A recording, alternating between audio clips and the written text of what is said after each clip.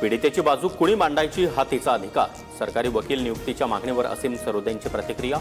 मनोधैर्य योजनेअंतर्गत तिला अद्यापही मदत नाही, प्रशासन काय करताय, सरोदेंचा सवाल। वकिलांच्या मार्फत कुणाल कामरा खार पोलिसांच्या संपर्कात। सूत्रांची माहिती, कामराला 31 मार्चला जबाब नोंदवण्यासाठी हजर राहण्याचं दुसरं समन्स। कुणाल कामराबाबत आता थर्ड डिग्रीचा वापर करावा लागेल। वरिष्ठांच्या सूचनेमुळे आम्ही संयम बाळगून शिंदेंवरील टीकेनंतर शंभूराज देसाई संतापले।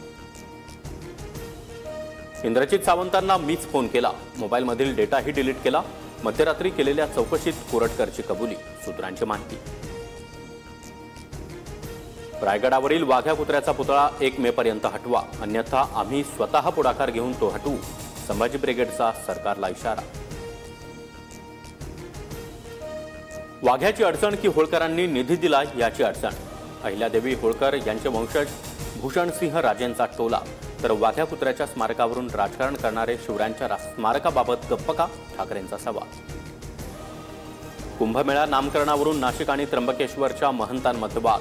मंत्री गिरीश महाजनांनी रवींद्र पुरी यांची भेट घेतली। कुंभमेळ्याला नाशिकचं नाव देऊन न देण्यास रवींद्र पुरींचा विरोध।